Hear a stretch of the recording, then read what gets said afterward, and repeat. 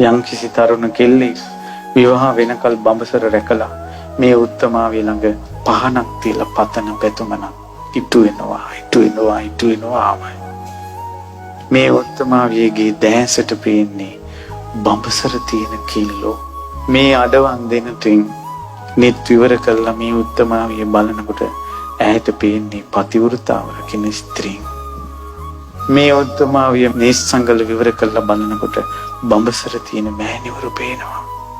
ඒ නිසා අද ඉඳලා මේ උත්තමාවියගේ උතුම් පවිත්‍රතාවයේ සිහි කරලා බඹසර අදිෂ්ඨාන කරගන්න විවාහ වෙනකල් චරිතය නරක කරගන්න එපා. අද ඉඳලා තමන්ගේ ස්වාමියාව ඉක්මවලා වෙන පිරිමි ගැන කටයුතු කරන්න එපා. අදිෂ්ඨානයක් ගන්න. මොකක් හරි පිනක් තියෙන නිසානේ මෙච්චර වෙලා හිටියේ. ඇගේ අනුභවය තියෙන නිසානේ මේ වලාකුළු මෑත්තුනේ. ඒ අනුභවය තියෙනවා.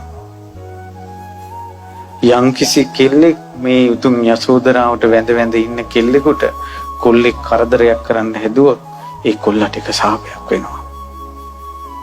ඇයි පවිත්‍ර උත්තමාවියකගේ දියණියකටයි කරදර කරන්නේ.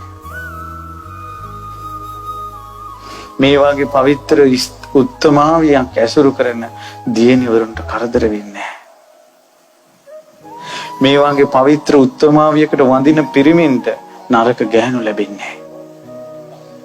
ඇයි අද කාලේ පිරිමින්ට නරක කාන්තාව ලැබෙන්නේ? යසෝදරා උත්තමාවියට වැඳලා නැහැ. වන්දනා කළා නැහැ. අපිට සිල්පදයක් තියෙනවා භික්ෂුණීන්ට වඳින්න එපා කියලා.